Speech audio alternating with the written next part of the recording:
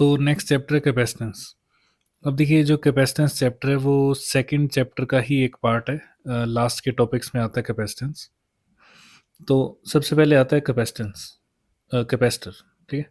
Capacitor जो है वो एक सर्किट एलिमेंट होता है। जैसे अगर आपको पता हो तो रेजिस्टेंस होता है, तो उसमें एक रेजिस्टर होता है। Resistor is a circuit element जो सर्किट के बीच में आप प्रैक्टिकली लगाते हो। उसके ऊपर बैंड्स बने होते हैं। आप कलर कोडिंग हट गई है सिलेबस से, तो आपको नहीं पता होगा ये क्या होता है, बट फिर भी अगर पता है तो बड़ी अच्छी बात है। ये कार्बन के रेजिस्टर होता है। ये लगाते हैं हम सर्किट में। ठीक है। इसको बोलते हैं रेजिस्टर। और इसकी एक प्रॉपर्टी होती है जिसको हम बोलते हैं resistance, which is R is equal to V upon I. तो ओम्स लॉ में V is equal to I R होता है। तो उसमें जो कांस्टेंट आता है वो आर होता है, वो यही रेजिस्टेंस होता है। ठीक है। ऐसे ही इस चैप्टर में एक सर्किट एलिमेंट आएगा which is capacitor. Circuit symbol ये होता है। टेक्निकली इसमें करते क्या है, दो पैरेलल प्लेट्स लेते हैं ऐसे आमने सामने, उनके ऊपर पॉजिटिव और नेगेटिव चार्ज दे देते हैं और वो बन जाता आपका कैपेसिटर। इसके बीच में डाइलेक्ट्रिक डाल सकते हो। इसका बिटवीन डिस्टेंस डी ले लेते हैं, एरिया ऑफ प्लेट ए ले लेते हैं, उसको बोलते हैं कैपेसिटर।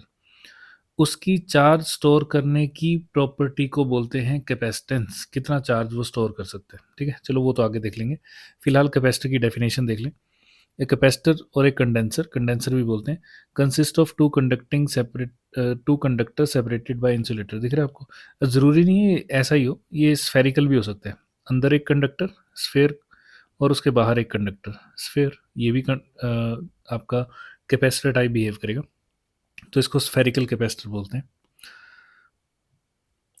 उसके बाद आपके पास देखो आगे क्या लिखा हुआ है, having opposite charge on which sufficient quantity of charge may be accumulated.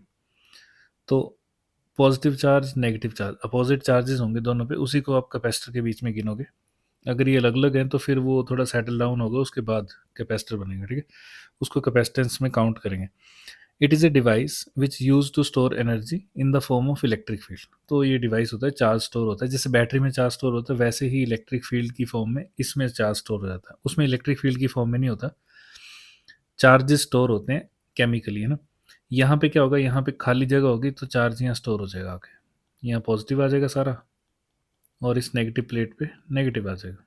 तो ऐसे conductors are use to form capacitors. Capacitor conductor से ही बने होते हैं, तो ये कंडक्टर है। बीच में डाइलेक्ट्रिक भी होता है। तो एक और लाइन आ सकती है यहाँ पे कि डाइलेक्ट्रिक यूज होता है, या उसको इंसुलेटर भी बोल सकते हो। ठीक है, वो आगे देखते हैं। तो यहाँ पे डाइलेक्ट्रिक स्ट्रेंथ आ गई। डाइलेक्ट्रिक स्ट्रेंथ क्या होता है, डाइलेक्ट्रिक या इंसुलेटर कोई भी बीच में डाल सकते हैं। वैसे एयर भी हो सकती है, लेकिन एयर का कोई खास काम नहीं होगा। क्यों? क्योंकि कैपेसिटर चिपक जाएंगे फिर अगर एयर होगी तो, है ना। तो the maximum value of electric field which can be tolerated by medium without break down. मतलब एग्जाम्पल के लिए मान लो ये दो प्लेट्स थी और मैंने इनके अक्रॉस हाई वोल्टेज लगा दी, बहुत ही ज़्यादा हाई टेंशन वोल्टेज। ठीक है, तो उससे क्या होगा, इसके ऊपर चार्ज आना शुरू होगा, फिर धीरे धीरे और चार्ज शुरू होगा और चार्ज बढ़ता जाएगा बढ़ता जाएगा बढ़ता जाएगा। एक पॉइंट, क्योंकि कंडक्टर है जितना मर्जी चार्ज दे सकते हो आप। ठीक है, तो एक पॉइंट आएगा जब इसके बीच की जो एयर है वो कंडक्टिंग हो जाएगी, मतलब चार्ज यहाँ से इधर उधर ट्रांसफर होने लग जाएगा।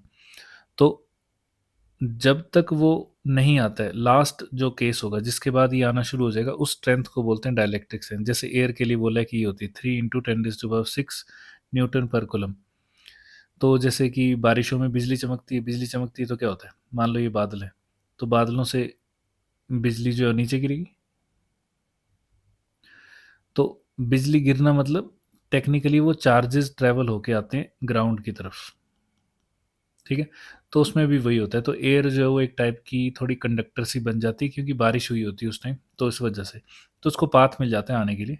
तो चार्ज जो है वो डिस्चार्ज हो जाता है अर्थ में।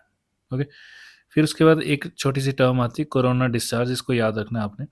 तो क्या होगा कि ये पॉसिबिलिटी होती है चार्ज के लीक होने की, अगर कहीं पे शार्प कॉर्नर होगा। देखो, अगर ये स्फेयर है, इसके ऊपर मैंने चार्ज दे दिया तो इसके ऊपर रिसाइड कर जाएगा ना सरफेस पे,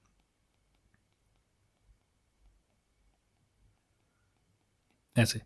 तो चार्ज लीक होने की प्रोबेबिलिटी या पॉसिबिलिटी कहाँ होगी, जहाँ पे इसका शार्प कॉर्नर आएगा तो इसके ऊपर एक कोई भी कंडक्टिंग नेल सी लगा दो, तो चार्ज जो है वो इस स्फीयर से फिर चल के हवा में आने लग पड़ेगा या डिस्चार्ज हो जाएगा, मतलब उसको बोलते हैं कोरोना डिस्चार्ज। अब थोड़ा और आगे चलते हैं। तो next one is electrical capacitance. अब ये मेन चीज़ आ गई, मतलब प्रॉपर्टी ही पढ़नी होती है हमने। तो देखो, डेफिनेशन में लिखा है कि it shows the capacity of conductor to store electric energy in the form of, oh sorry, to store charges in the form of electric field या electric energy in the form of electric field. ठीक है, तो जो plates मैंने आपको बनाई थी पीछे, उसके बीच में इलेक्ट्रिक फील्ड की फॉर्म में ये स्टोर हो जाएगा, ऐसा आप मान सकते हो। If charge q is given to an isolated conducting body and its potential increases by v, तो उसको बोलते हैं capacitance. c is equal to q by v। जैसे वहाँ v is directly proportional to i था, वैसे ही यहाँ पे भी है। कितनी वोल्टेज लगाने पर कितना चार्ज एक्यूमुलेट हो जाएगा, वो कैपेसिटेंस होता है। तो इसको हटा देता हूँ, इसको भी हटा देता हूँ। तो ये आपका सी आ गया। तो आपको फॉर्मूला याद रखना है, Q is equal to C V, C is equal to Q by V, और साथ में एक याद रखना है, V is equal to Q by C. ज़्यादातर इसको याद रखना ज़्यादा आसान होता है, Q is equal to C V. ठीक है, नेक्स्ट देखो, नेक्स्ट लिखा है कि capacitance of conductor depends on shape. Important line, very important line. दोनों किस पे डिपेंड करता है और किस पे डिपेंड नहीं करता है, तो depends upon shape, size, presence of medium and nearness of other conductor. मतलब जैसे ये पैरेलल प्लेट है, अब इसकी कैपेसिटेंस है सी एग्जांपल के लिए, तो जैसे मैं इसके बीच में डायलैक्ट्रिक इंट्रोड्यूस कर दूंगा, यहाँ पे ये डायलैक्ट्रिक लगा दिया मैंने बीच में, डायलैक्ट्रिक लगाने से इसकी सी डैश जो है वो इंक्रीज हो जाएगी, मतलब कैपेसिटेंस इंक्रीज हो जाएगी। तो मतलब देखो, प्रेजेंस ऑफ अदर मीडियम, उसके आने से कैपेसिटेंस इंक्रीज होगी। शेप साइज पे कैसे डिपेंड करते हैं, क्योंकि सी का फॉर्मूला जो दो होते हैं, एक तो होता है क्यू वी की फॉर्म में, जो कि जिसमें पता चलता है कि वी चेंज होगा तो क्यू चेंज हो जाएगा, क्यू कम हो जाएगा तो अक्रॉस कैपेसिटेंस वोल्टेज कम हो जाएगी, मतलब सी कांस्टेंट रहा। तो दो फॉर्मूले आ गए, एक आ गया C is equal to Q V, एक आ गया sorry C is equal to Q by V, दूसरा आ जाएगा सी इज इक्वल टू, जो हम आगे ड्राइव करेंगे, epsilon not a by D, which is very important, जो आपको याद रखना है। अब ये ज्योमेट्रिकल प्रॉपर्टीज हैं, ठीक है, किसकी ज्योमेट्रिकल प्रॉपर्टी है, कैपेसिटेंस की। तो इसी पे कैपेसिटेंस डिपेंड करती है। जैसे अगर आपको याद हो तो रेजिस्टेंस का फॉर्मूला होता है रो एल बाई ए। तो आर जो है वो वी और आई पे डिपेंड नहीं करता है, वी इंक्रीज होगा तो आई इंक्रीज हो जाएगा, तो दोनों कैंसिल आउट हो जाएंगे, मतलब आर फिर से कांस्टेंट बच गया। ऐसे ही यहाँ पे आर किस पे डिपेंड करता है, रेजिस्टिविटी, लेंथ और एरिया ऑफ कंडक्टर पे। ये हम अगले चैप्टर में भी पढ़ने वाले हैं, बट ऐसे बता देता हूँ क्योंकि आपने पहले भी पढ़ा होगा 10th में, और 12th में तो चलो पढ़ा ही होता है सब कुछ। तो उसी तरह से ये भी प्रॉपर्टी है, कौन सी, कैपेसिटेंस। तो एक फॉर्मूला ये है, एक फॉर्मूला ये। अब इसमें क्या लिखा है, डिपेंड्स ऑन शेप, शेप मतलब एरिया वगैरह जो भी है, साइज, शेप एंड साइज मतलब एरिया और डी की बात हो रही है, ठीक है, separation between, presence of other medium. तो अगर मीडियम आता है तो एप्सिलॉन नॉट के साथ एक और नई चीज़ लगती है, एप्सिलॉन आर, या आप इसको सी डैश लिख देता हूँ इसको मैं, या आप इसको के भी लिख सकते हो, K is dielectric constant, epsilon not A by D. तो देखो, मीडियम के आने से भी चेंज हो गया, साइज शेप तो चलो हो ही रहा था चेंज।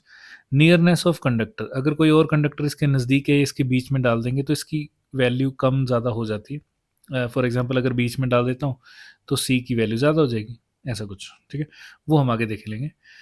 दूसरा है कैपेसिटेंस किस पे डिपेंड नहीं करता है, तो इन दोनों पे नहीं करता है, क्यू और वी पे। तो क्यू एंड वी पे डिपेंड नहीं करता है, एप्सिलॉन नॉट मतलब medium, A D shape size, इन पे डिपेंड करता है। यही सबसे इंपॉर्टेंट लाइन है, यही आपसे पूछी जाती है। तो कैपेसिटेंस बेसिकली क्या है, ये प्रॉपर्टी है कैपेसिटर के चार्ज स्टोर होने की, ठीक है। नेक्स्ट देखो, टाइप ऑफ कैपेसिटर। बेसिकली आपको सिलेबस में जो है वो ज़्यादातर डेरिवेशन इन दोनों की पूछी जा सकती है, ज़्यादातर पैरेलल प्लेट की ही पूछी होती है, क्योंकि इसमें दो डेरिवेशन होती हैं अलग अलग। सिलिंड्रिकल कैपेसिटेंस वैसे सिलेबस में नहीं है, लेकिन इसका फॉर्मूला आपने याद रख लेना, मैं बता देता हूँ। स्फेरिकल कैपेसिटर की आपने डेरिवेशन पढ़ लेनी है अच्छे से, बट ज़्यादातर पूछी ही जाती है, ठीक है, पैरेलल प्लेट। तो स्फेरिकल भी देख लेंगे हम। फिलहाल मैं यहाँ फॉर्मूला लिख लेता हूँ। पैरेलल प्लेट कैपेसिटर में दो पैरेलल प्लेट्स होंगी, जिसकी वजह से कैपेसिटेंस की वैल्यू बनती है epsilon not A by D. ये आपको याद रखना है। अगर मैंने बीच में मीडियम डाल दिया होगा तो C M is equal to बन जाएगा K dielectric constant of that medium into बाकी सब कुछ epsilon not A by D. तो देखो, मीडियम का कैपेसिटेंस इंक्रीज हो गया, तो ये होता है। दूसरा है आपके पास स्फेरिकल कैपेसिटर। स्फेरिकल कैपेसिटर में क्या होता है कि दो टाइप के बन जाते हैं। एक होता है ये, इसका रेडियस ए है और दूसरी प्लेट बाहर लगी हुई है, जिसका रेडियस बी है। तो ये बी है।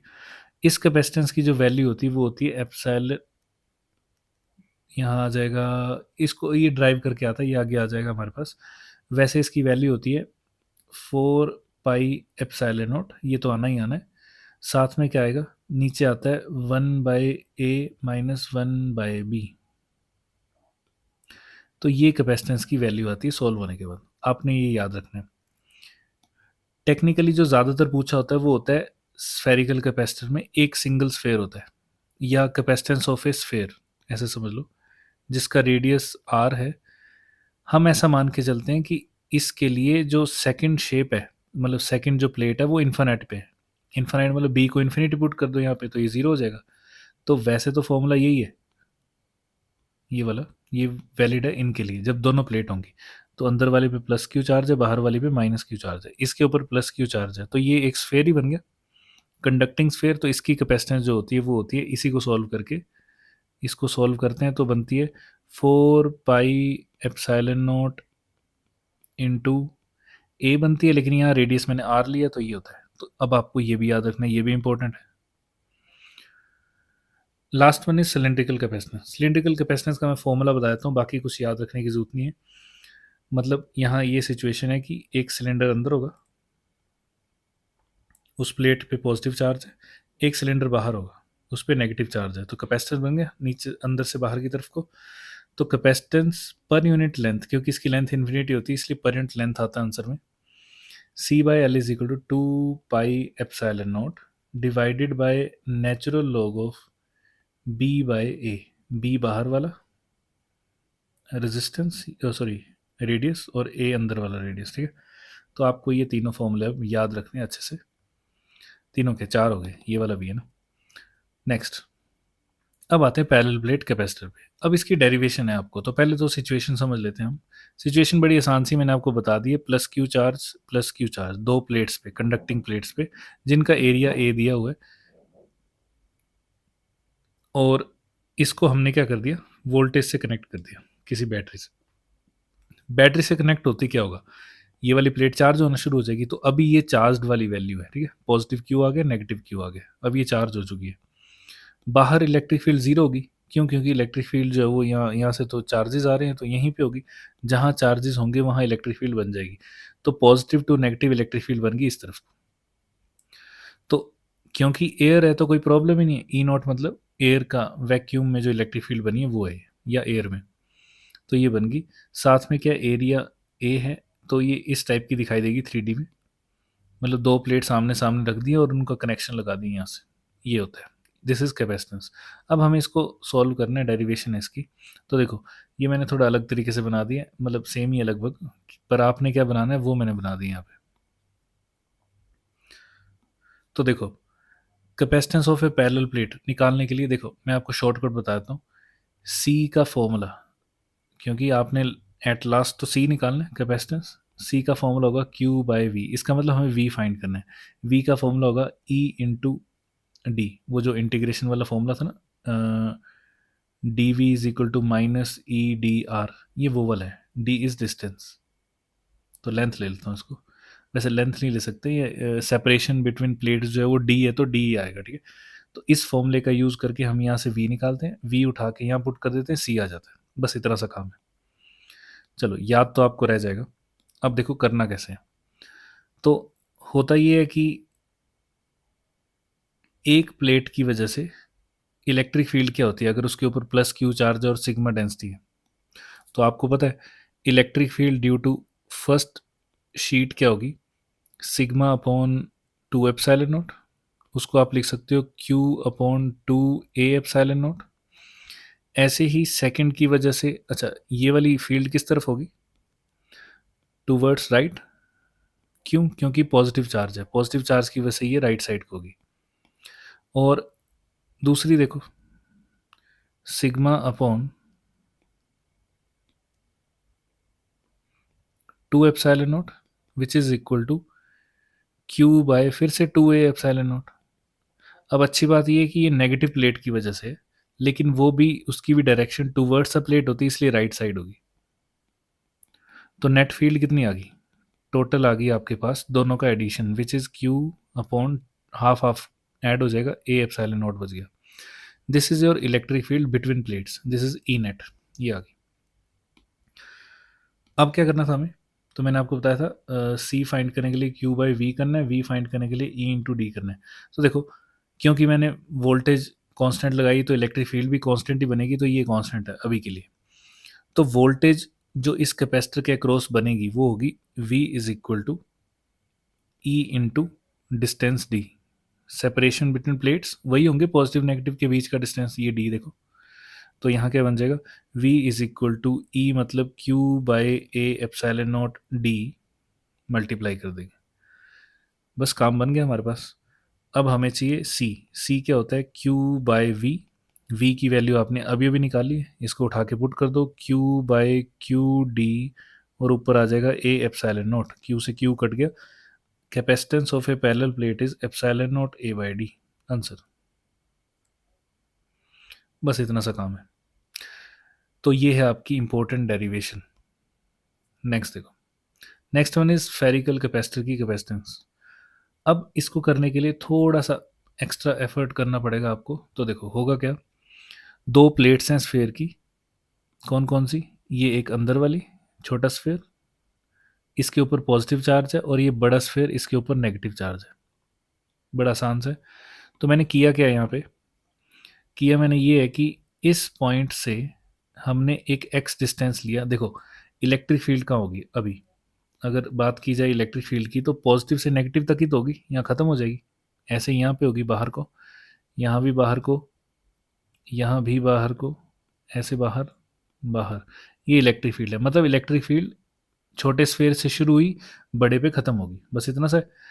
तो हमने क्या करना है, हमने इसी बीच में एक पॉइंट ले लेना है जो हमारे काम का है।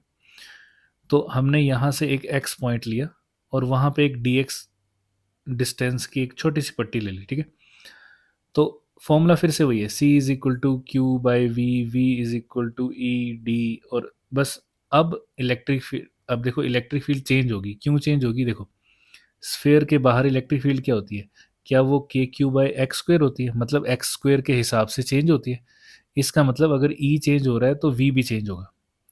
तो अब आपको पक्का फॉर्मूला लगाना है which is V is equal to, या delta V is equal to, तो आप चाहो तो यहाँ भी डेल्टा वी लिख सकते हो। Delta V is equal to integration of minus E D X, क्योंकि डी एक्स लिया है। तो शुरुआत यहीं से करनी पड़ेगी। तो सबसे पहले जो पॉइंट हमने एक्स कंसीडर किया है वहाँ पे देखते हैं इलेक्ट्रिक फील्ड क्या होगी। तो electric field at point X is equal to K Q upon X square. क्यों होगी ये, क्योंकि इसके अंदर सिर्फ पॉजिटिव चार्ज है, इसी की वजह से इलेक्ट्रिक फील्ड होगी। तो किसी पॉइंट पे इलेक्ट्रिक फील्ड कौन सी होती है, जो सेंटर की तरफ चार्ज होता है उसकी वजह से, टोटल चार्ज इनक्लोज्ड। अब आते हैं ई तो हमें पता लग गया, हमें पता करना है वी। तो उसके लिए आपको फॉर्मूला लाना पड़ेगा, D V is equal to minus E X D X. E X is just नाम, ये जो ऊपर वाली वैल्यू है, इंटीग्रेट कर दो बोथ साइड। तो देखो यहाँ डेल्टा वी बन जाएगा, delta V is equal to minus E की वैल्यू आपको पुट करनी है, के क्यू कॉन्स्टेंट आ जाएगा, इंटीग्रेशन सिर्फ किसकी बचेगी, एक्स स्क्वेयर की। अच्छी बात यह है कि एक्स की वैल्यू ए से बी तक जा रही है, जो हमें पहले से पता है। बस आपको ये डेल्टा वी फाइंड करना है किसी तरह। तो delta V is equal to minus K Q, उम्मीद है आपको याद हो, ऐसा ऐसा आपने पहले कर लिया हुआ है ऑलरेडी, ए टू बी। तो ये पावर इसकी माइनस की हो जाएगी, तो -2 अब बस हमें क्या करना है, delta V is equal to minus K Q, और इसकी इंटीग्रेशन करेंगे तो आ जाएगी एक्स की पावर -1/-1। आपको पता है एक्स की पावर एन का फॉर्मूला लगेगा विच इज एक्स की पावर n+1/n+1, इंटीग्रेशन करने पर, है ना। लिमिट ए टू बी,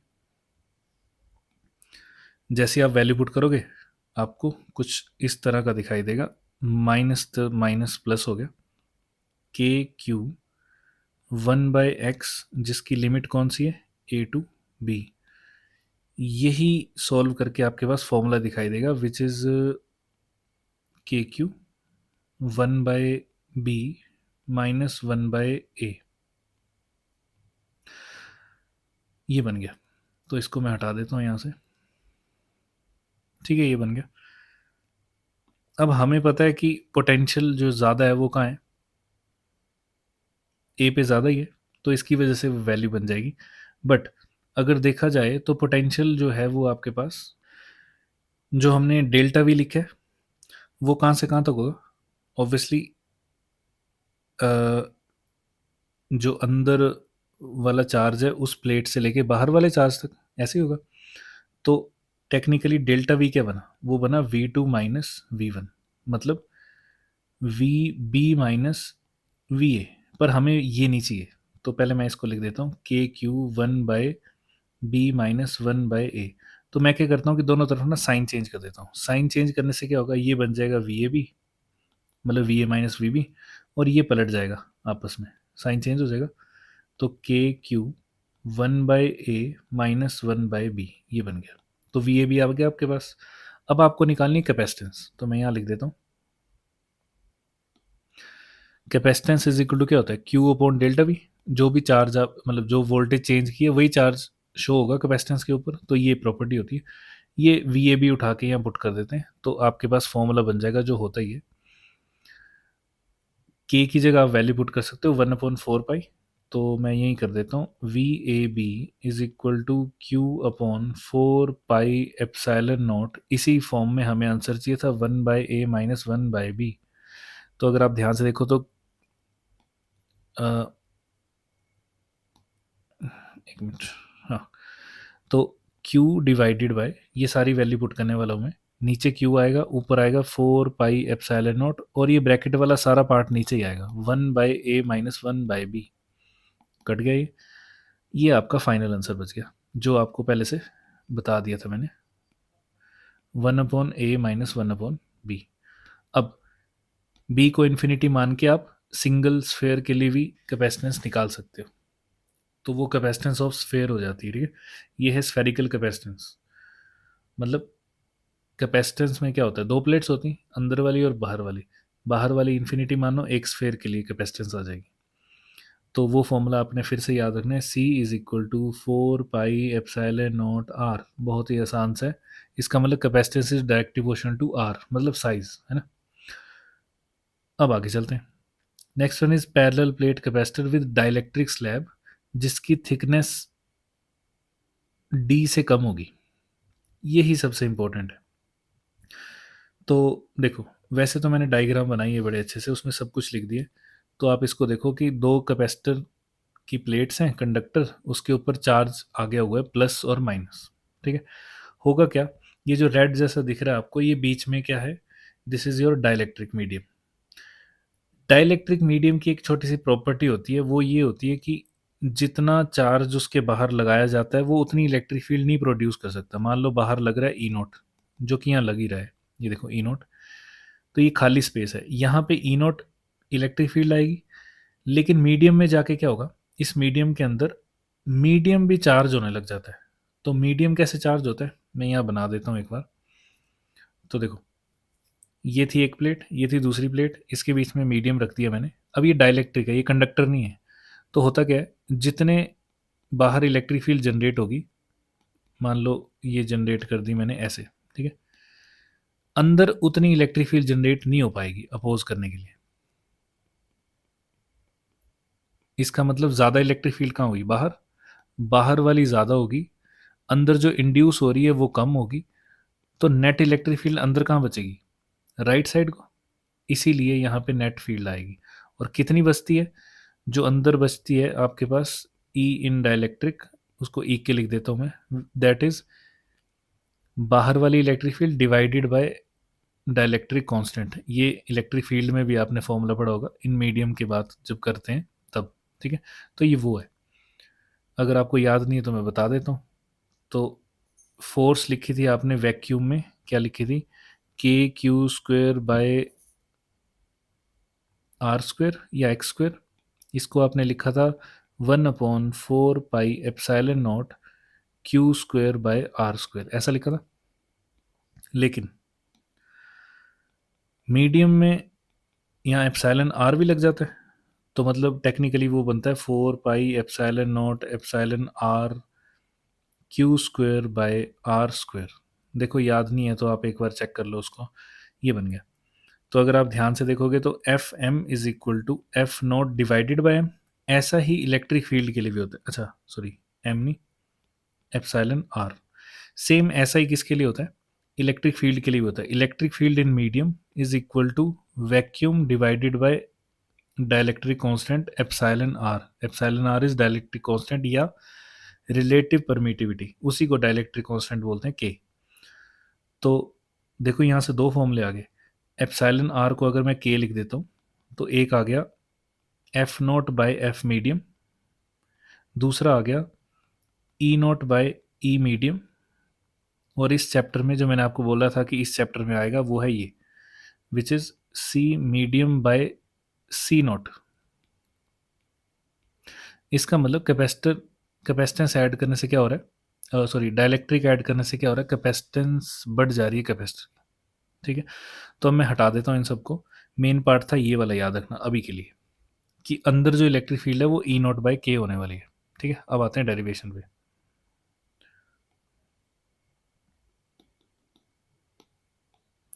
तो देखो डेरिवेशन में क्या होगा, प्रोसेस वही है, सेम रास्ता।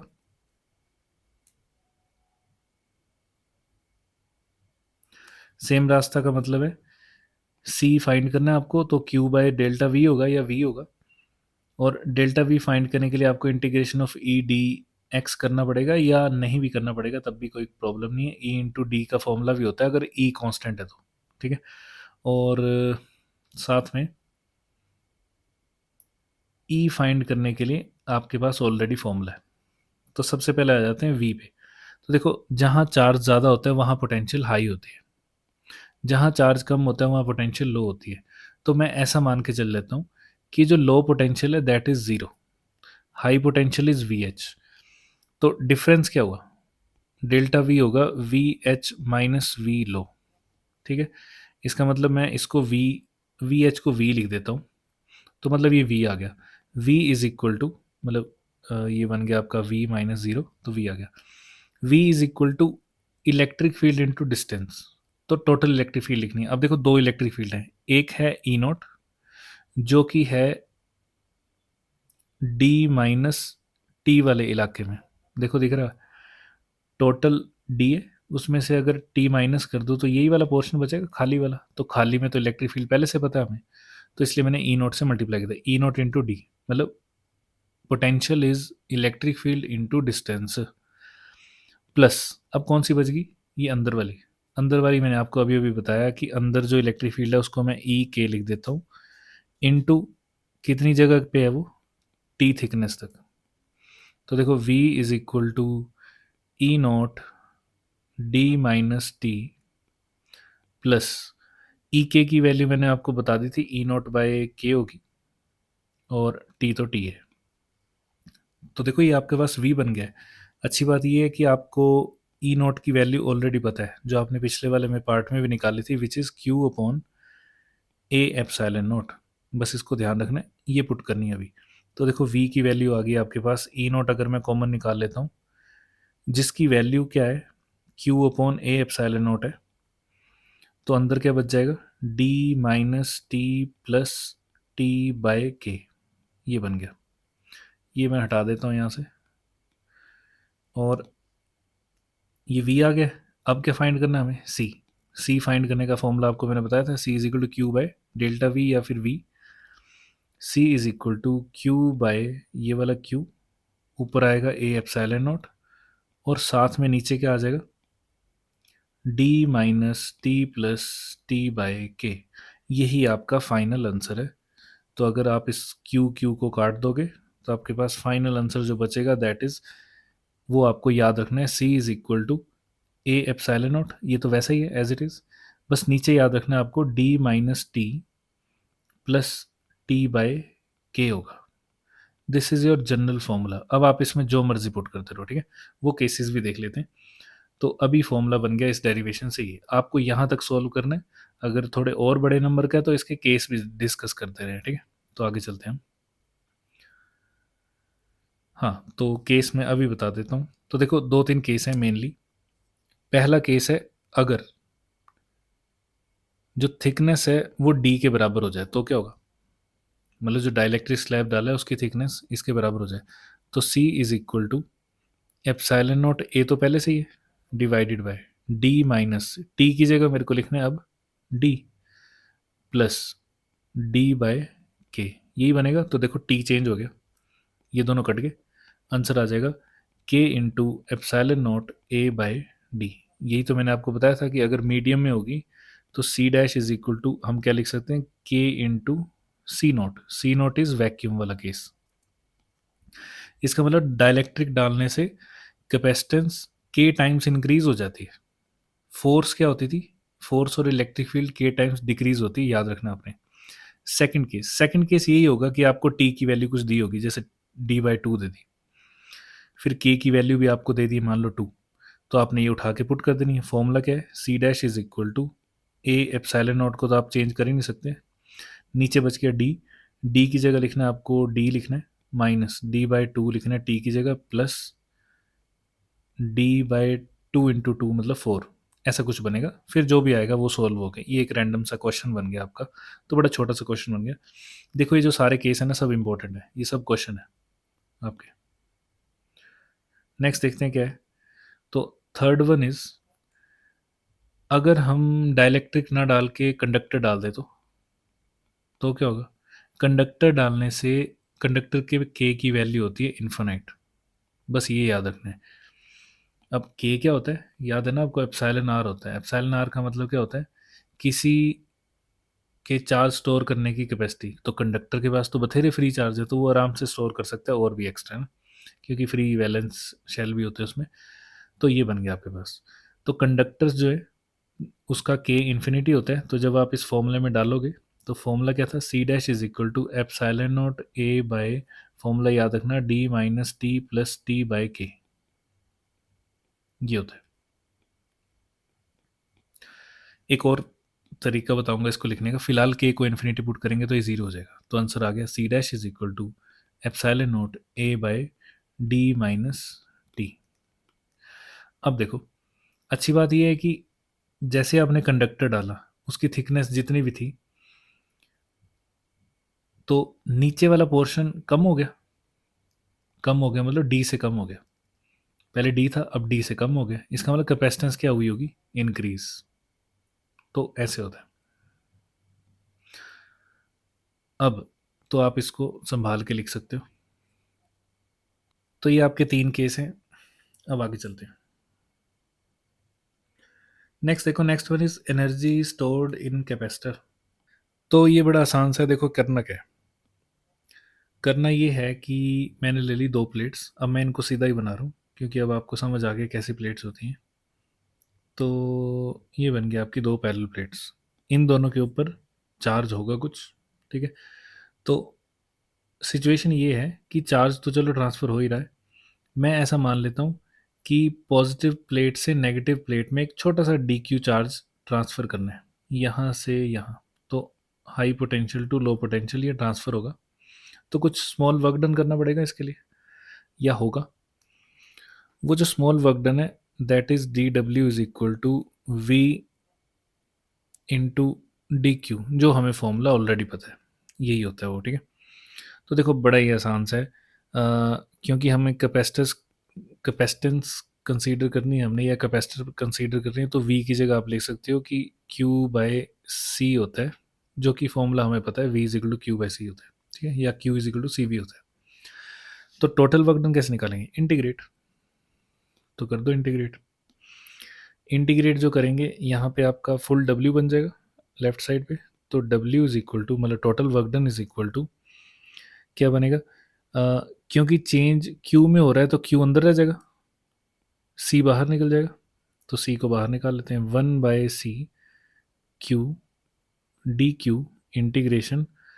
अब इंटीग्रेशन जो करनी है आपने वो करनी है कि पूरा ट्रांसफ़र करना है चार्ज, ज़ीरो से लेके क्यू तक जितना भी स्टोर होगा पॉजिटिव प्लेट पे वो, तो कर देते हैं store. W is equal to integration, आपको पता है Q की पावर 1 है, तो Q की पावर 1+1 हो जाएगा, तो 1/c Q square by 2, limit from 0 to Q, तो वर्क डन आ गया आपके पास, work done is equal to 1/2 Q square by C, मतलब क्यू स्क्वेयर बाय सी, ये आ गया। दिस इज और फाइनल आंसर। तो बस ऐसे सॉल्व कर लेते हैं। This is energy stored in capacitor.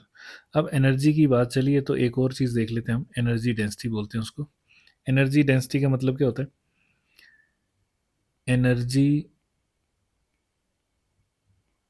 Density मतलब एनर्जी पर यूनिट वॉल्यूम। अच्छा, ये जो वर्क डन है उसी को एनर्जी बोलते हैं, तो यहाँ लिख लेना आपने, क्योंकि आपको याद है एक्सटर्नल वर्क डन जो करते हैं that is equal to delta U, तो ये होता है एनर्जी डेंसिटी। देखो क्या होता है, एनर्जी पर यूनिट वॉल्यूम, तो ये है आपकी एनर्जी और ये है वॉल्यूम, बस इसका ध्यान रखना है। एनर्जी डेंसिटी जो अ, वैसे तो ड्राइव करने की ज़रूरत पड़ती नहीं है, बट अगर फिर भी पड़ती है तो मैं इसको यू डी लिख देता हूँ एनर्जी डेंसिटी को। एनर्जी डेंसिटी क्या होती है? एनर्जी। तो कैपेसिटर में जो एनर्जी स्टोर होती है, देखो तीन टाइप की एनर्जी स्टोर कर सकते हो आप। एक तो ये वाला फॉर्मूला यूज़ कर सकते हो, तो पहले मैं यही बता देता हूँ। तो एक ये होती है और एक होती है half of C V square. कैसे निकला होगा ये? क्यू की जगह सी वी पुट करके, तो ये आ गया half of C V square. अगले केस में सी की जगह क्यू बाय वी पुट करते हैं, तो एक और फॉर्मूला आता है that is half of Q V. तो देखो क्यू सी में आ गया, सी वी में आ गया और क्यू वी में भी आ गया, तो ये सारे एनर्जी के ही फॉर्मूले हैं। तो यहाँ पे हम यूज़ कर रहे हैं ऊपर energy, energy is half of C V square divided by volume, volume is A into D. Capacitance के बीच में स्टोर होती है तो उसी वॉल्यूम में स्टोर होती है, और वो वॉल्यूम होता है एरिया इंटू डिस्टेंस। बस इसमें आपने वैल्यूज़ पुट कर देनी है, तो देखो हाफ यहाँ आ जाएगा, सी की जगह आप पुट कर सकते हो epsilon not A by D, नीचे आ जाएगा ए इंटू डी, ऊपर v की जगह आप लिख सकते हो e इंटू डी, तो ई स्क्वेयर डी स्क्वेयर। बस ये आंसर आ गया, ए से ए कट गया, डी स्क्वेयर से डी स्क्वेयर कट गया, एनर्जी डेंसिटी आ गया आपके पास half of epsilon not E square. अब ये याद रखनी, ये भी इंपॉर्टेंट है। तो ये एनर्जी डेंसिटी भी आ गई आपकी और एनर्जी स्टोर्ड इन कैपेसिटर भी आ गया।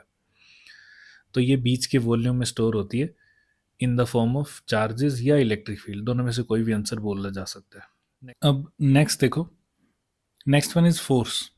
Force pressure between plates of parallel plate capacitor. तो वैसे तो ये पूछा हो भी सकता है, नहीं भी पूछ, छोटा सा क्वेश्चन है, हो सकता है ऑब्जेक्टिव वाले में पार्ट में पूछ लें।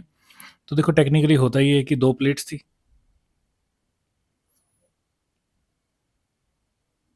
ऐसे, तो वो पूछते हैं कि फोर्स कितनी, जैसे यहाँ पूछा हुआ है।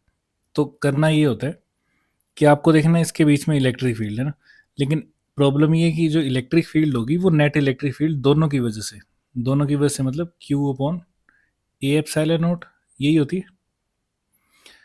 अब इसमें गड़बड़ क्या है? गड़बड़ ये कि ये इसकी वजह से भी है और इसकी वजह से भी है। अगर मैंने फोर्स पता करनी है तो वो जो फोर्स है वो, इसको हटा देता हूँ मैं। अब जो फोर्स होती है वो एक प्लेट पे लग रही है ना, तो एक प्लेट मतलब ये वाली जो फोर प्लेट है इसके ऊपर कितनी फोर्स लगेगी इसकी वजह से, ये इसको इस तरफ को धक्का देगी, तो इस प्लेट की खुद की इलेक्ट्रिक फील्ड तो नहीं आएगी ना इसमें, सिंपल सी बात है। तो इसका मतलब जब आपको फोर्स निकालना है तो F is equal to Q E लिखते हैं ना, तो उसमें जो ई लिखना है आपने वो क्यू अपॉन, अच्छा इस प्लेट पे भी क्यू ही चार्ज है तो मैं कैपिटल क्यू लिख देता हूँ, Q Q upon 2a epsilon nought लिखना है। This is your answer.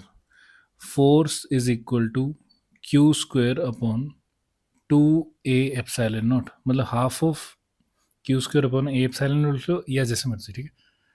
अब आते हैं प्रेशर पे। प्रेशर क्या होता है? Pressure is equal to force upon area, तो यही फोर्स अपॉन एरिया है। तो एक प्लेट की बात हो रही है, वैसे तो वो यही बोलेंगे फोर्स बताओ, तो net electric field into Q करना था, लेकिन नेट इलेक्ट्रिक फील्ड नहीं आएगी वहाँ पे, वहाँ एक प्लेट की आएगी, ठीक है। क्योंकि ये प्लेट अपने आप पे खुद पे फोर्स तो नहीं लगाएगी ना, इसलिए हम इसकी इलेक्ट्रिक फील्ड को नेगलेक्ट कर देंगे, सिर्फ पॉजिटिव वाली प्लेट की वजह से देखेंगे कितनी फोर्स लगेगी, इसलिए आंसर ऐसा आ रहा है। तो अगर आपको ये निकालना है तो एरिया नीचे मल्टीप्लाई हो जाएगा, दो एरिया आ जाएंगे, तो half of Q square A square epsilon nought. और energy density stored in capacitor हमने देख ली है वैसे, बट एक और फॉर्म में देख लेते हैं। तो देखो एनर्जी अपॉन वॉल्यूम क्या बना था, half of epsilon not E square बना था। कभी कभी एनर्जी इसी फॉर्म में भी लिखी होती है, तो देखो energy is equal to half of epsilon not E square into volume, volume कितना होगा ए डी। तो कई बार ये भी आंसर होता है एनर्जी स्टोर्ड इन कैपेसिटर, तो ये दोनों याद रखना, ये वाला फोर्स और ये पूछा होता है। नेक्स्ट देखो, next one is charge distribution. Situation बड़ी आसान सी है, क्या करना है, दो कैपेसिटर आपको दिख रहे, तो ये स्फेरिकल कैपेसिटर है ऐसे समझ लो। तो देखो इस कैपेसिटर के ऊपर जो है वो चार्ज है प्लस क्यू, जो कि यहाँ लिखा हुआ है, अच्छा क्यू वन दिया हुआ है नाम, तो नाम क्यू वन लिखा है, इसके ऊपर भी चार्ज है जो क्यू टू नाम दे दिया हुआ है। हमें नहीं पता ये बराबर हैं, बड़े हैं, छोटे हैं, अभी के लिए हम अलग अलग मान रहे हैं, ठीक है। तो होगा क्या, बड़ी आसान सी चीज़ है कि इसका रेडियस आर वन, इसका रेडियस आर टू, इसकी पोटेंशियल वी वन, इसकी पोटेंशियल वी टू। जैसे ही हम इसको ज्वाइन करेंगे, मतलब ये कंडक्टिंग वायर से ज्वाइन कर दिया देखो, तो जैसे ही कंडक्टिंग वायर से ज्वाइन करेंगे तो क्या होगा, चार्ज फिर से रीडिस्ट्रीब्यूट होगा।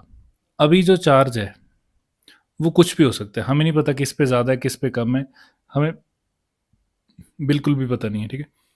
लेकिन जब चार्ज रीडिस्ट्रीब्यूट होगा, मतलब खुद सेटलमेंट होगी उसकी, तो जो कैपेसिटेंस ज़्यादा होगा उसको ज़्यादा चार्ज आएगा, जो कैपेसिटेंस कम होगा उसको कम चार्ज आएगा। देखो जैसे ही आपने इसको जोड़ा, जोड़ते ही क्या होगा, थोड़ा सा चार्ज इधर उधर जाएगा, मान लो ये हाई पोटेंशियल पे था ये लो पे था, तो चार्ज इस तरफ को जाएगा, उल्टा होगा तो उल्टी साइड आएगा। लेकिन चार्ज तब तक चलता रहेगा, इंपॉर्टेंट लाइन बोल रहा हूँ मैं, चार्ज तब तक मूव होता रहता है जब तक वोल्टेज बराबर ना हो जाए। याद रखना, कैपेसिटर और करंट या समथिंग बाकी चीज़ों से कोई मतलब नहीं है ना, तो अगर वोल्टेज बराबर होगी तो चार्ज फ्लो होना बंद हो जाएगा, या इसका उल्टा, चार्ज तभी फ्लो होगा जब वोल्टेज बराबर नहीं होगी, ठीक है। जैसे ही वोल्टेज सेम होगी चार्ज फ्लो होना बंद हो जाएगा। अब ये बिल्कुल भी ज़रूरी नहीं कि इसका चार्ज और इसका चार्ज बराबर हो, अगर ये साइज में दोनों बराबर है तो पक्का डेफिनेटली सेम मटेरियल है तो, ठीक है। तो सी भी सेम होगा, क्यू भी सेम होगा, वी भी सेम होगा, सब कुछ सेम हो जाएगा। पर हम वो जनरल केस कोई और ले रहे हैं, जनरल केस का मतलब हो गया कि दोनों में ऐसा लेना है जो सेम ना हो, ठीक है, ऐसी वैल्यू। पहली बात कि जो चार्ज होता है that is directly proportional to C या वी, तो फिलहाल तो मैं लिख देता हूँ सी, ठीक है। और सी किस पे डिपेंड कर रहा है, क्योंकि स्फेरिकल है तो आर पे डिपेंड कर रहा है, तो आपको ये चीज़ याद रखनी है, ओके। डिस्ट्रीब्यूट होने के बाद क्या होगा, आफ्टर डिस्ट्रीब्यूशन वी फिर से कांस्टेंट है, तो मैं ऐसा बोल सकता हूँ कि जो Q1 होगा, Q1 बाय Q2, उसकी रेशो C1 बाय C2 के बराबर होगी। अच्छा ये Q1 डैश लिख देता हूँ, इसको मैं अलग नाम थोड़ा अलग देना पड़ेगा, is equal to R1 bye R2। एक तो कंडीशन ये याद रखनी है, C डिपेंड कर रहा है R पे, Q डिपेंड कर रहा है C पे, तो Q डिपेंड करेगा R पे। तो सिंपल सी बात है, किस पे डिपेंड करेगा? साइज पे। ओके, अब जिसका साइज बड़ा होगा उसको ज़्यादा कैपेसिटेंस, उस पर ज़्यादा चार्ज चल जाएगा। जिसका रेडियस छोटा होगा उस पे चार्ज कम जाएगा। बस ये सिंपल सी बात बतानी थी, ठीक है। अब आते हैं चार्ज पे, क्योंकि ये आइसोलेटेड है, देखो कहीं पे कोई कनेक्शन नहीं है, मेटालिक कनेक्शन नहीं है, ठीक है, ये आइसोलेटेड पड़े हुए हैं दोनों। तो अब इसकी V1 तो हमें पता लग गई कि इसके ऊपर वोल्टेज जो है वो V1 है और दूसरे पे V2 है। V1 V2 हमने हाई लो मान ली और वो सॉल्व होके ऐसा बन गया। अब आपको चेक क्या क्या करना है, तो सबसे पहली चीज़ तो आपको ये याद रखनी है जो कि इंपॉर्टेंट है। दूसरी चीज़, देखो इसका काम खत्म हो गया। यहाँ से आपको बस ये देखना है कि टोटल चार्ज कितना होगा। टोटल चार्ज जितना होगा वो पहले था, क्योंकि कंजर्वेशन ऑफ चार्जेस होगा आइसोलेटेड स्फीयर में, ना तो चार्ज आएगा ना चार्ज जाएगा, ठीक है। तो यहाँ पे भी क्यू टोटल कितना होगा, दोनों का चार्ज मिला के कितना होगा, Q1 dash plus Q2 dash is equal to Q1 plus Q2, original वाला चार्ज ये होगा। अब इसका काम खत्म हो गया, इसको भूल जाओ। अब हम सारी वैल्यू इसी के लिए लिख रहे हैं। तो सबसे पहले लिखते हैं कि Q1 Q2 कितना होगा। तो देखो Q1 डैश जो होगा वो डिपेंड करता है कैपेसिटेंस पे, चार्ज कैपेसिटेंस पे तो डिपेंड कर रहा है। तो यहाँ आएगा C1 bye C1 plus C2, ये आपको फॉर्मूला याद रख लेना, into total current, total charge, तो QT इज इक्वल टू, अगर मैं C की जगह 4 पाई एप्सिलॉन नॉट भर दूँ, क्योंकि C का फॉर्मूला क्या था, 4 पाई एप्सिलॉन नॉट R, तो मैं यहाँ लिखूंगा C1 में 4 पाई एप्सिलॉन नॉट R1, नीचे भी लिखूंगा वो कट जाएगा, तो क्या बचेगा, R1 by R1 plus R2 into Q total. क्योंकि गिवन आपको क्या दिया होगा, गिवन आपको पुराने वाले Q1 Q2 दिए होंगे, इसलिए मैंने यहाँ Q टोटल की जगह लिख देना आपने ये Q1 प्लस Q2 जो दिए होंगे ऑलरेडी। दूसरा देखो, दूसरा क्या है, Q2 डैश है। Q2 डैश में मतलब जो चार्ज है वो किस पे डिपेंड करेगा, C2 पे, C2 upon C1 plus C2 into total charge. तो टोटल चार्ज कैपेसिटेंस के हिसाब से डिस्ट्रीब्यूट हो जाएगा, ये बोलने का मतलब है। तो C2 की जगह आ जाएगा R2 divided by R1 plus R2 into Q total. Q total फिर से क्या होगा, Q1 प्लस Q2। दो चीज़ें तो ये आ गई, सबसे इंपॉर्टेंट यही थी एक्चुअली, चार्ज डिस्ट्रीब्यूशन पूछा होता है। उसके बाद क्या पूछ सकते हैं, उसके बाद वो C1 C2 नहीं पूछेंगे, वो तो कांस्टेंट ही होता है। उसके बाद वो पूछेंगे कि V बताओ कितना है, क्योंकि जैसे ही आपने इसको टच किया तो क्या होगा, कॉमन वोल्टेज आएगी। अब कॉमन वोल्टेज मतलब total charge upon total capacitance. Total charge होगा Q1 प्लस Q2 जो पुराना था, डिवाइडेड बाय टोटल कैपेसिटेंस होगी C1 प्लस C2। और कॉमन वोल्टेज ये आंसर नहीं है, एक और आंसर होगा इसका, ये भी हो सकता है, ये भी हो सकता है। Q1 की जगह C1 V1 डाल दो पुराने वाला, प्लस Q2 की जगह C2 V2 divided by C1 plus C2। This is your final value.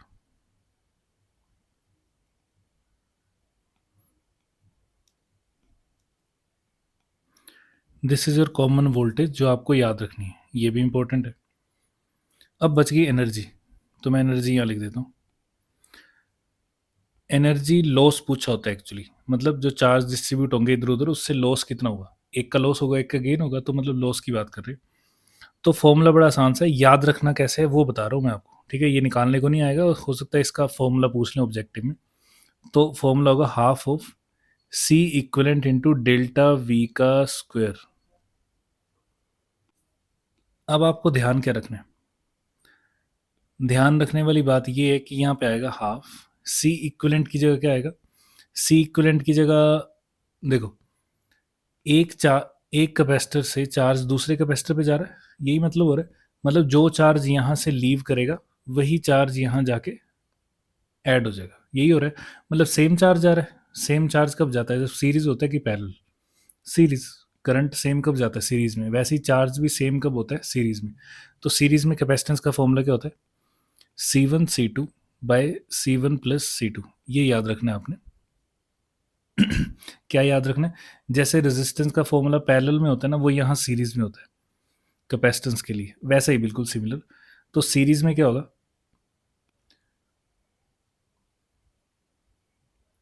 C equivalent is equal to 1/C1 plus 1/C2। ये इसको थोड़ा सा एक स्टेप और सॉल्व करते हैं तो ये बनता है जो मैंने ऊपर लिखा, ठीक है। तो सी इक्वलेंट आ गया C1 C2/C1 plus C2 into, अब डेल्टा वी में क्या लिखेंगे, ऑब्वियसली जो कॉमन वोल्टेज आई है वो तो एक ही है, उसको तो डेल्टा में लिख नहीं सकते, तो बचा कौन, V1 माइनस V2 या V2 माइनस V1, एक ही बात है, जैसे मर्जी लिख लो, होल स्क्वायर तो है ही। This is your loss of energy, तो इसको ध्यान में रखना, ये भी इंपॉर्टेंट है। चलो नेक्स्ट आगे चलते हैं। Next one is combination. तो बड़ा आसान सा होता है, देखो कम्बिनेशन, और उसमें कोई प्रॉब्लम नहीं है। ये लगाए कैपेसिटर, दो कैपेसिटर लगा दिए मैंने, और इनके अक्रॉस एक वोल्टेज लगाई होगी विच इज़ V। तो यहाँ वायर कनेक्टेड है, मैंने बना नहीं रहा हूँ अभी, C1 C2, चलो लगा ही देता हूँ ये।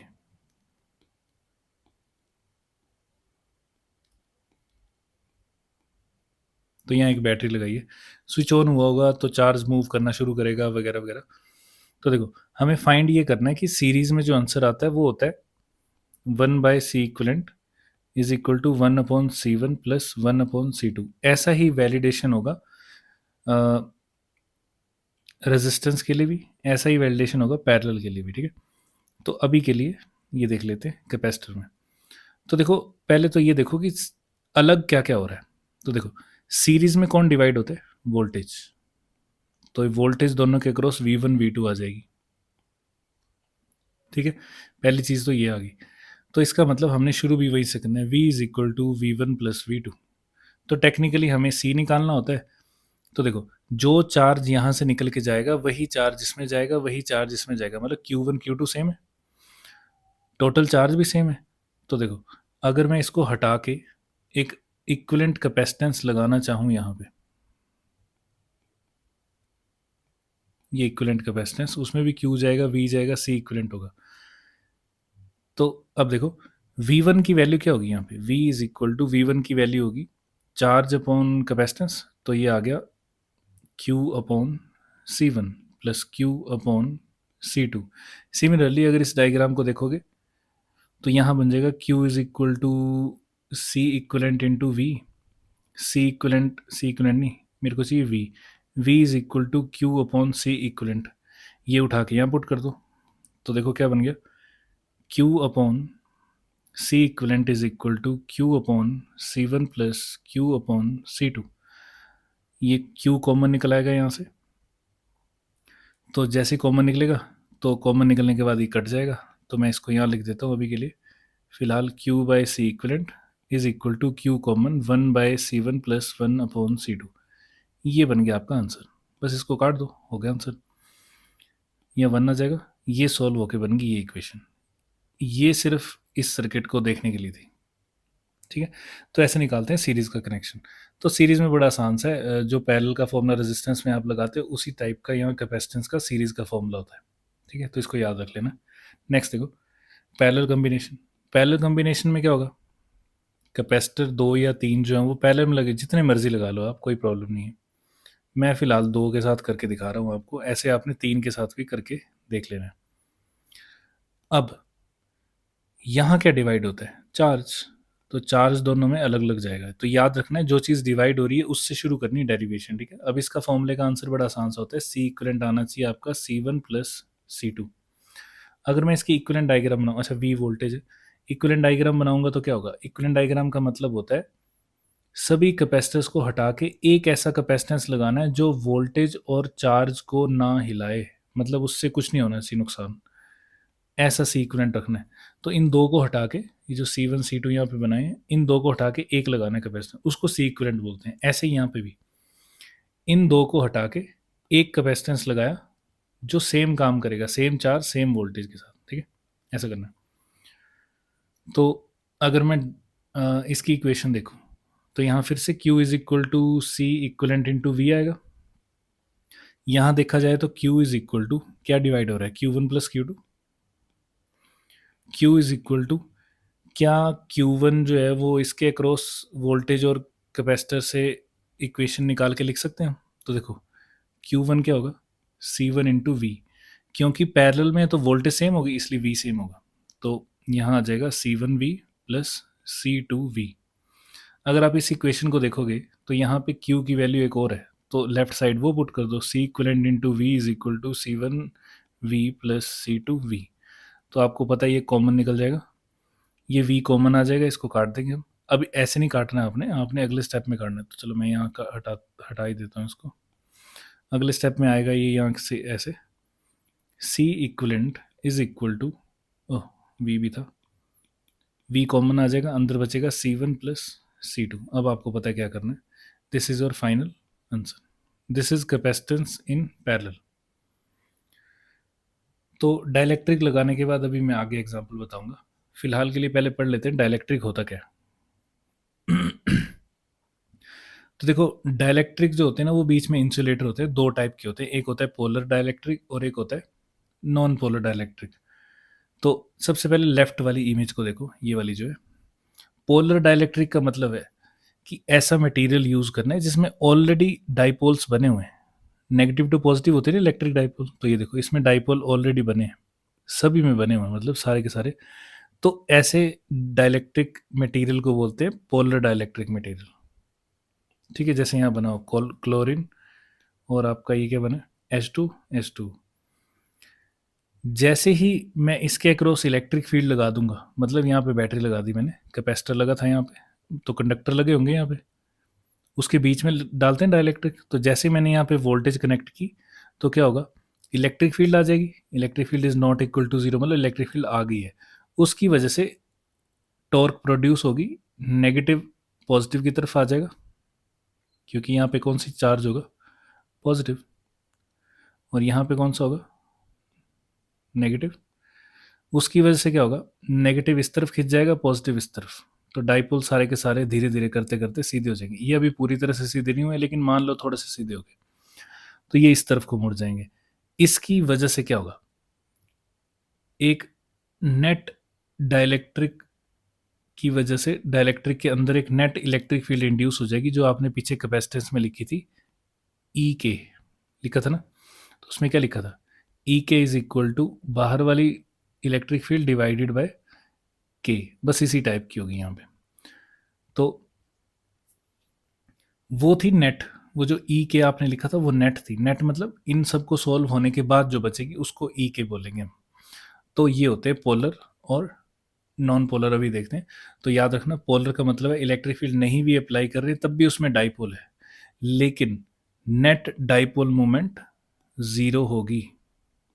अभी इलेक्ट्रिक फील्ड लगाने के बाद नेट डाइपोल मोमेंट इस तरफ को आ जाएगी, इनकी पॉजिटिव इस तरफ आएगा, नेगेटिव इस तरफ, सॉरी राइट साइड को आ जाएगी। दिस इज डाइपोल मोमेंट, जिसकी वजह से इलेक्ट्रिक फील्ड उल्टी साइड को होगी, तो अंदर इंड्यूस होने वाली इलेक्ट्रिक फील्ड उल्टी डायरेक्शन में आ जाएगी। ये हो गया आपके पास डाइलेक्ट्रिक। ठीक है, तो इस तरह से चार्ज स्टोर होता है। अब देखो डाइपोल को अगर आप घुमा रहे हो, next one is non polar dielectric. अब देखो नॉन पोलर डाइलेक्ट्रिक क्या होंगे, पोलर से उल्टा होगा, सिंपल सी बात है। अगर इलेक्ट्रिक फील्ड अप्लाई नहीं कर रहे हैं तो उनकी नेट डाइपोल मूवमेंट कभी होगी नहीं, मतलब कभी नहीं होगी, मतलब कि नहीं होगी। इलेक्ट्रिक फील्ड अप्लाई नहीं की है तो कोई डाइपोल मूवमेंट शो नहीं होगी।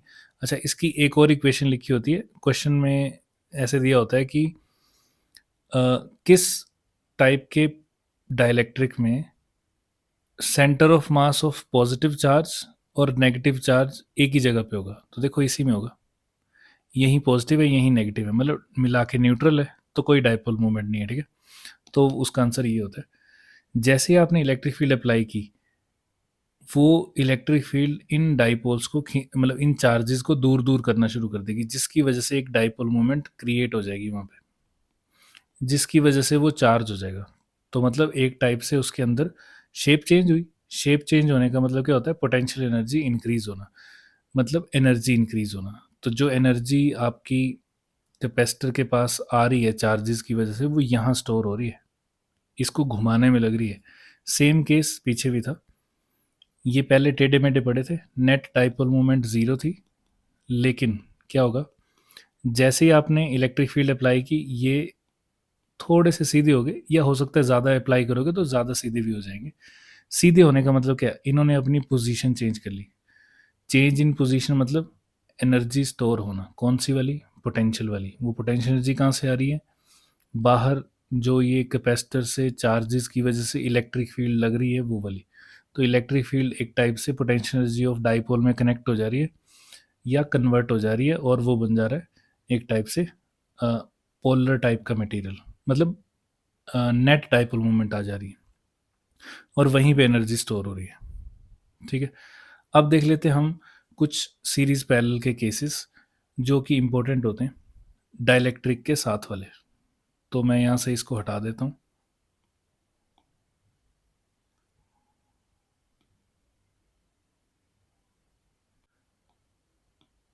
तो ये मैं हटा ही देता हूँ यहाँ से सब कुछ। ठीक है, तो अब देखो क्या होगा कि क्वेश्चन कुछ ऐसा दिया होगा कि एक कैपेसिटर, एग्जाम्पल के लिए अब मैं ऐसे बना रहा हूँ कैपेसिटर, ये दो प्लेट्स आ गई।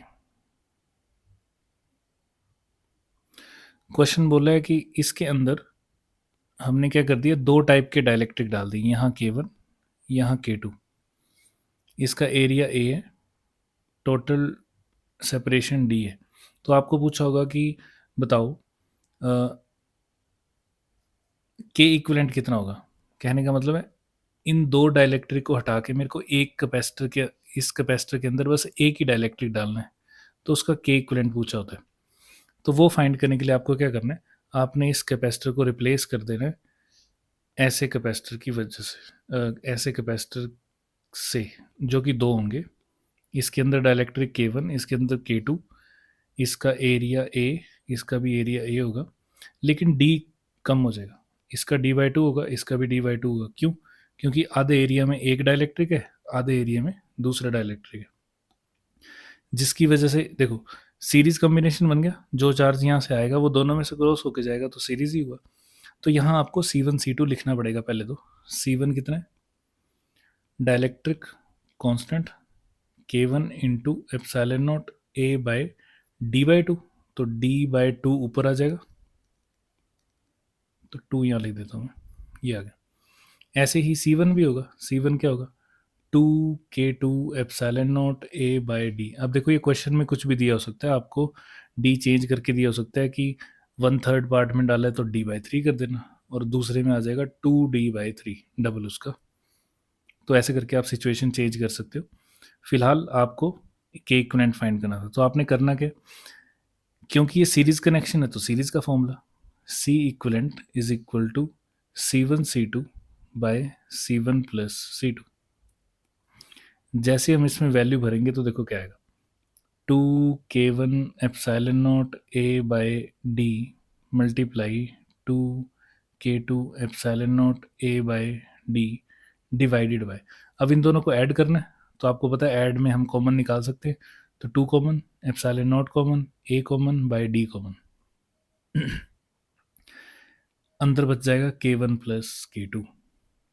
अब जो कट जाएगा उसको काट देते हैं। तो देखो A epsilon naught 2, 2A epsilon naught by D, ये कट जाएगा।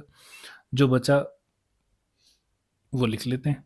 अब देखो बचा क्या क्या है, epsilon naught A by D को मैं साइड ही कर देता हूँ। अब देखो क्या क्या बच रहा है, यहाँ बच रहा है 2, ऊपर बच रहा है K1 K2, नीचे बच रहा है K1 plus K2। This is your C equivalent. ये नेट कैपेसिटेंस आई है अभी। सबसे आसान तरीका के इक्विवेलेंट फाइंड करने का, epsilon naught A by D को छोड़ के जो भी बचेगा दैट इज योर के इक्विवेलेंट। तो देखो के इक्विवेलेंट आ गया 2K1 K2 by K1 plus K2। तो ऐसे सॉल्व करते हैं सीरीज पैरेलल के क्वेश्चन। ठीक है, इसी का दूसरा वर्जन भी बता देता हूँ मैं।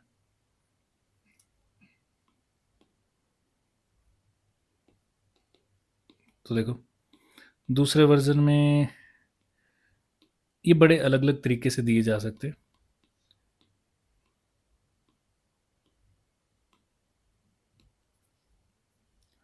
अब क्या किया कि जो डाइलेक्ट्रिक है वो कुछ अलग तरीके से प्लेस कर दिए। फिर से दो डाइलेक्ट्रिक है, लेकिन अब बोला है कि ऊपर के आधे हिस्से में K1 है, नीचे के आधे हिस्से में K2 है। तो बताओ K इक्विवेलेंट क्या होगा। पहली बात, यहाँ से जो चार्ज आएगा वो ऊपर से ही जाएगा, जो नीचे से चार्ज जाने वाला वो नीचे वाले रास्ते से जाएगा, मतलब चार्ज डिवाइड होगा। चार्ज डिवाइड होगा मतलब पैरेलल कॉम्बिनेशन। तो दो अलग अलग कैपेसिटर बना सकते हो अब आप इसको, क्योंकि एक ही कैपेसिटर को हम इमेजिन कर रहे हैं कि वो टूट गया, इसलिए इस टाइम पे एरिया डिवाइड हो जाएगा। ये पूरा प्लेट का एरिया यहाँ से यहाँ तक होगा ऐसे, ठीक है। तो आधे हिस्से में K1 है, तो इसका मतलब है कि आधे हिस्से में एरिया डिवाइड हो गया। तो ये प्लेट ऐसे होती है ना यहाँ पे, और ये ऐसे होती है यहाँ। तो इसका आधा हिस्सा ऊपर वाले में K1 डाला हुआ है, नीचे वाले में K2 डाला है। तो आपको शायद क्यूबॉइड जैसा दिख रहा होगा ये ऐसे। तो सिंपल सी बात है कि डी तो डिवाइड नहीं होने वाला, डी तो डी रहेगा, लेकिन एरिया डिवाइड हो जाएगा दोनों के लिए, A/2 A/2। अब C1 C2 कितना आएगा। C1 फाइंड करने की कोशिश कर, तो जो ऊपर वाला है वो है C1, उसमें Q1 जाएगा। चलो Q1 Q2 की ज़रूरत नहीं है सी इक्वलेंट के लिए, बट आपको पता होना चाहिए। तो C1 is equal to which is K1। तो K एप्सिलॉन नॉट होता है, उसके साथ A होता है, लेकिन यहाँ A/2 भी है तो A/2D। सिमिलरली C2 कितना आ जाएगा, K2 एप्सिलॉन नॉट A/2D। जब सिमेट्री में दिया होगा तो दोनों एक जैसे होंगे। पैरेलल में क्या होता है, डायरेक्टली ऐड करना होता है बस, C1 प्लस C2, तो कर दो add. C equivalent is equal to C1 plus C2। तो आप देख लो अब इसमें से क्या क्या कॉमन है। एप्सिलॉन नॉट A/2D कॉमन है, अंदर बच जाएगा K1 प्लस K2। मैंने आपको बोला है कि K इक्विवेलेंट फाइंड करने के लिए क्या करना है आपको, जो भी C इक्विवेलेंट आया है उसमें एप्सिलॉन नॉट A/D को साइड कर दो, जो भी बचा उसको ब्रैकेट में लिख लो। तो क्या बचा है, K1 plus K2 divided by 2। ये जो ब्रैकेट के अंदर बचेगा this is your K equivalent. K equivalent बस हो गया, ये आंसर है। अब और अलग अलग तरीके से दे सकते हैं, वो उनकी मर्जी है, बस आपको ये कंसेप्ट याद रहना चाहिए, ठीक है। ओके।